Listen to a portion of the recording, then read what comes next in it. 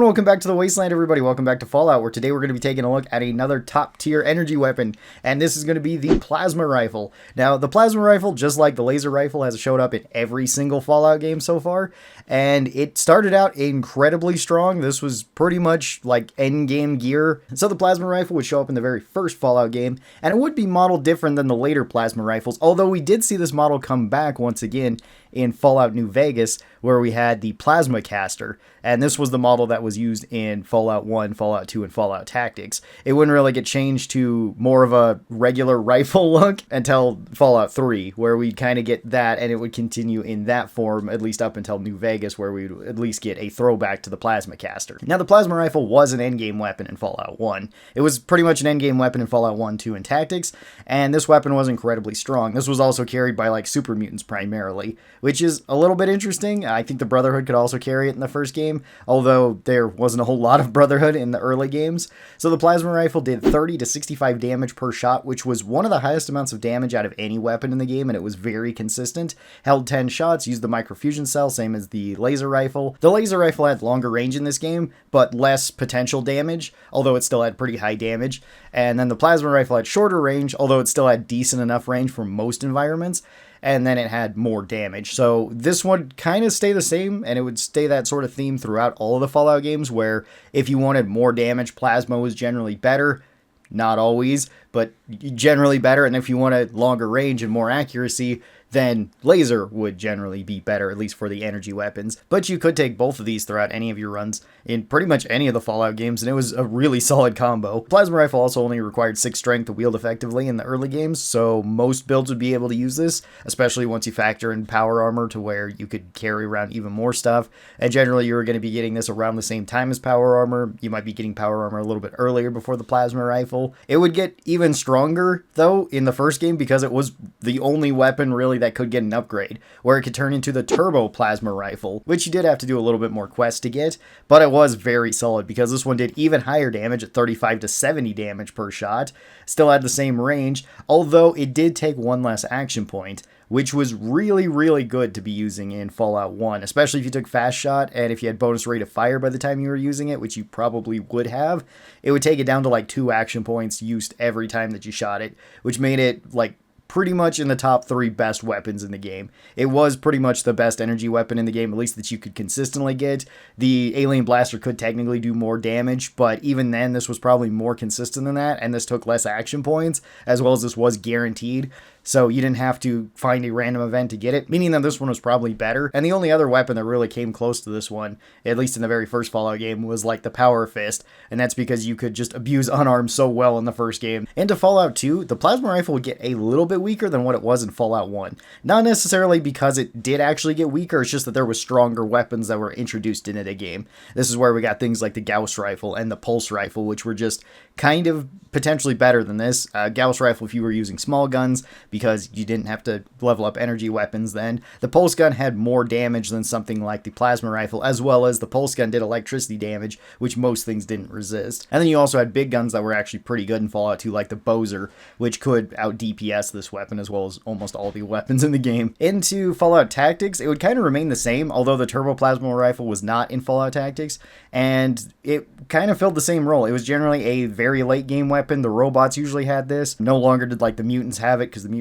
mostly focused in big guns and tactics. It still remained having the same exact stats as it did in Fallout 1 and 2, which is still quite good. Most characters were going to be able to use it, as well as by the end game, microfusion cells were like the most common ammo in the game. So taking laser rifles and plasma rifles on characters that had built energy weapons was generally really, really strong, unless you wanted to pair them with like the pulse rifles once again. Although the pulse rifles did have shorter range, and range did kind of matter in tactics, since you were commanding a group of soldiers, so potentially just giving them laser rifles might actually be the best option in that game, although plasma rifles were fantastic for clearing rooms. So into Fallout 3 is when we first seen the plasma rifle change its model, and it would kind of keep this same sort of model throughout the rest of the games, although it would change a little bit in 4, And this one is a lot more crude than the plasma rifles we had in the other ones, although this one is a lot more compact. And it does kind of make sense that the plasma rifle and the plasma pistol in particular into Fallout 3, 4, New Vegas all look a little bit more crude, since in the lore, the plasma weapons were just becoming like a thing that the military was adopting.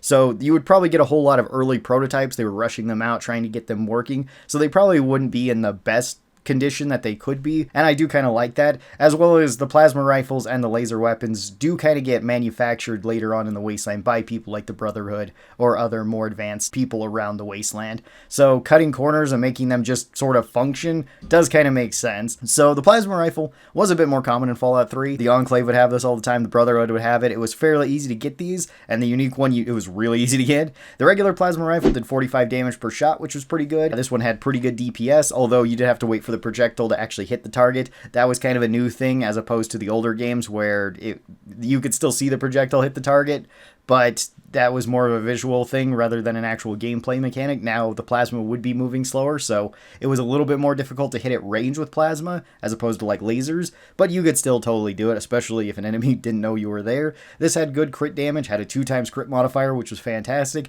low action point cost, fairly low spread, as well as a bigger hitbox in general because of the plasma. Held 12 shots now, wasn't that heavy, and actually had a lot of item HP. The plasma rifle was very, very consistent in Fallout 3. It was a really good rifle, so that was something really nice to have. There was an even better version of it called the A321's plasma rifle, though, which you could get from doing the replicated man quest, which you could start basically right at the very start of Fallout 3. It was really easy to rush this one, and if you were going to rush down to Rivet City, it was really easy to start this, and you could also get the perk associated with this, because you could tell the person who was trying to kill them, and they would give you the plasma rifle. Then you could go down and talk to the people that were trying to kill him, or I guess capture him, and get the perk and then shoot them, and you would complete both the good and bad part of the quest, as well as get both rewards, the perk and the rifle.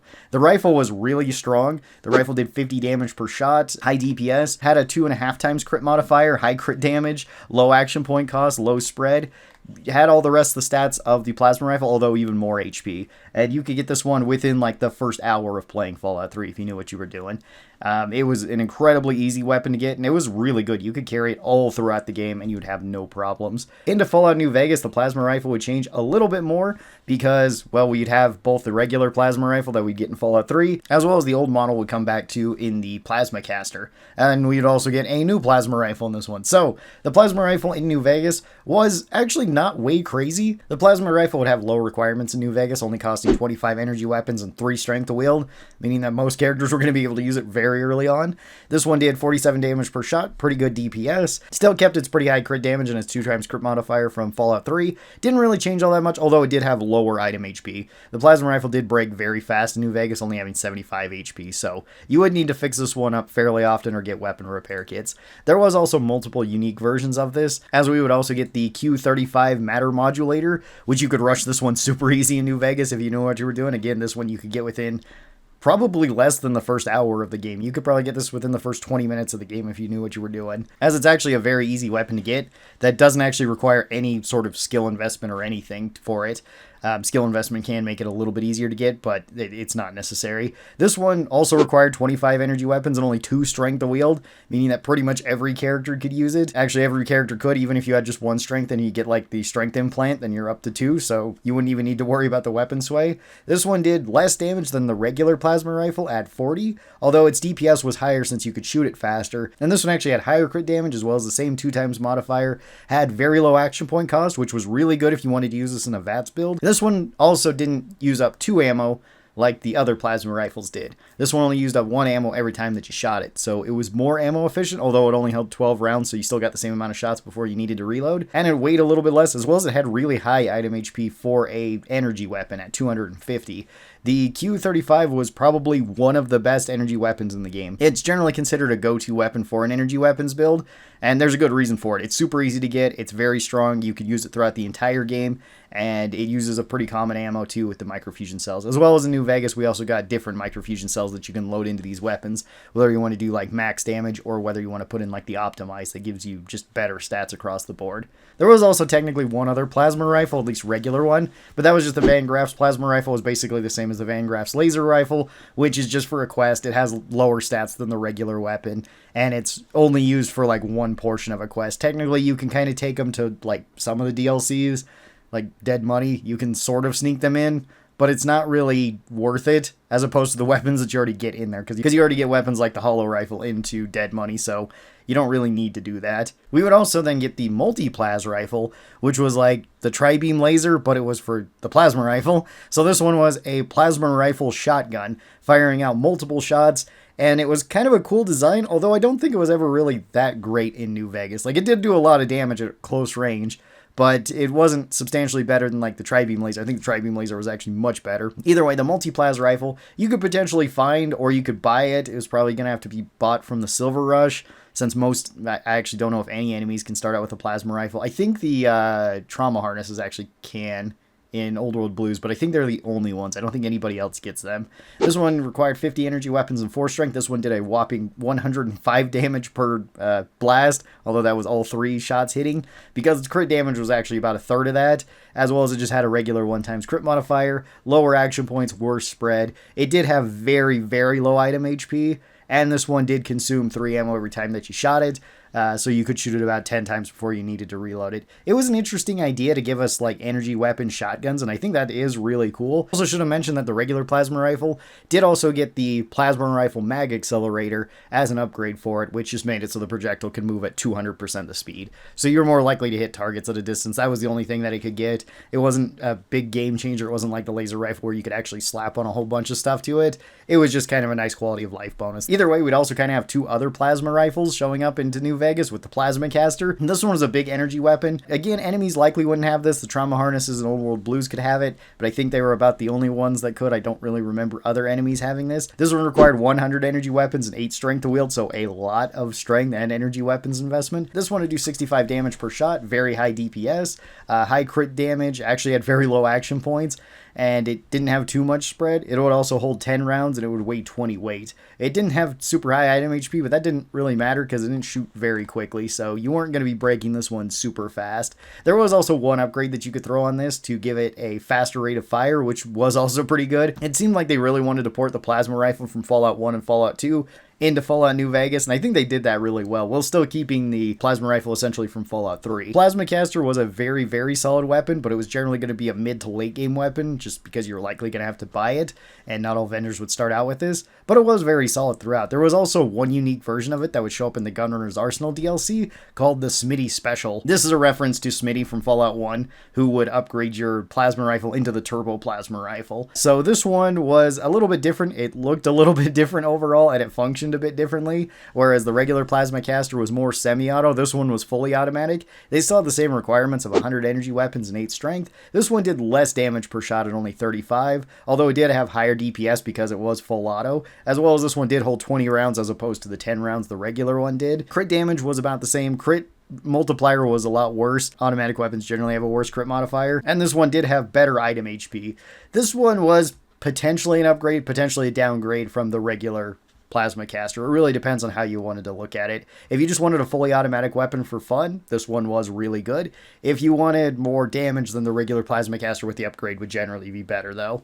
And then we get the plasma rifle change in Fallout 4, and this would kind of remain in Fallout 76. So now this was no longer the plasma rifle or the plasma pistol, it was just the plasma gun, because it could be both the pistol or the rifle, depending on how you wanted to modify it.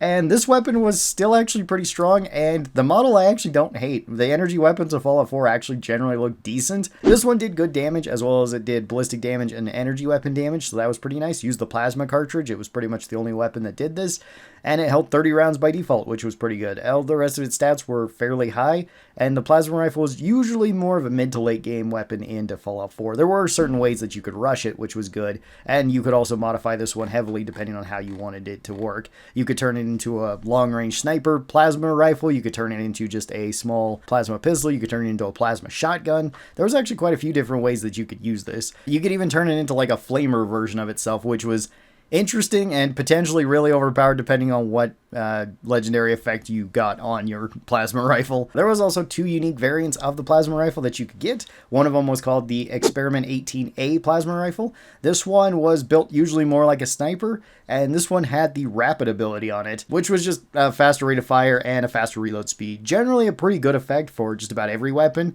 Wasn't necessarily one of the strongest, but still solid all the way around. The other one that you could get that was way stronger was called the Sentinel's Plasma Caster, and this one had instigating on it, which was double damage when an enemy's at full HP. If you built this into the sniper version of the rifle, you could just one-shot just about anything. The plasma rifle was really strong, and instigating was one of the best effects in the game, so that's really, really good. You could also get potentially even crazier versions of the plasma rifle, like a bleed or a poison version of this, and you put the flamer barrel on it. It just ticks so often that you just kill basically anything instantly, or near instantly if you want to get that close. It's pretty strong even with the automatic variants, because anything automatic that has bleed or poison is really overpowered. So the plasma rifle and the plasma caster have pretty much always been top tier in any of the Fallout games. There's never been a game where they've been bad. Usually they're almost always endgame weapons, with the exception of like Fallout 3 and Fallout New Vegas, and I guess to some extent Fallout 4, depending on how you want to run different things and how often you want to actually do the main quest, I guess, in those games too, because you can rush some of the unique variants right away out of those games if you would like. Very solid weapons. Tell me your thoughts on the plasma rifles throughout the Fallout games. Which one is your favorite? I hope that you guys enjoyed this. Take care, and I'll talk to you next time. Bye-bye, everybody.